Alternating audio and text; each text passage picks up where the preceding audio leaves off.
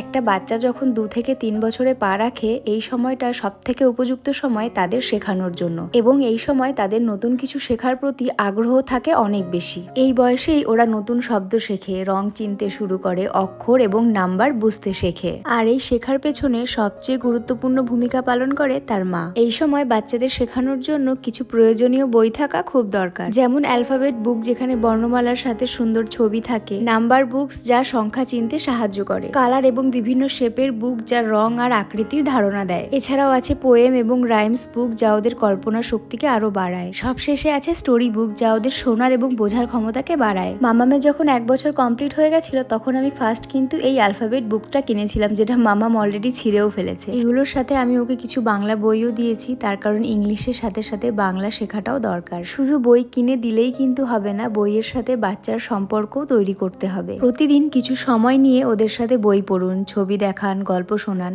এতে বাচ্চার মস্তিষ্কের বিকাশ ভালো হবে, ভাষার দক্ষতা বাড়বে, আর সবচেয়ে বড় কথা ওরা শেখার প্রতি আরো বেশি আগ্রহী হবে। আমি প্রত্যেক দিন সন্ধেবেলা মাম্মামকে খাবার খাইয়ে এই সময়টা ওর সাথে বসে সময় কাটাই। এই সময়টা আমি শুধুমাত্র ওর জন্য রাখি। এই সময় ও যেমন ভাবে বই পড়তে চায় তেমন ভাবে আমি ওকে শেখানোর চেষ্টা করি। মনে রাখবেন, আজ যে বাচ্চাটা কৌতূহলী চোখে বই দেখছে, আগামীতে সেই হবে জ্ঞানের আলোয় আলোকিত একজন শ্রেষ্ঠ মানুষ।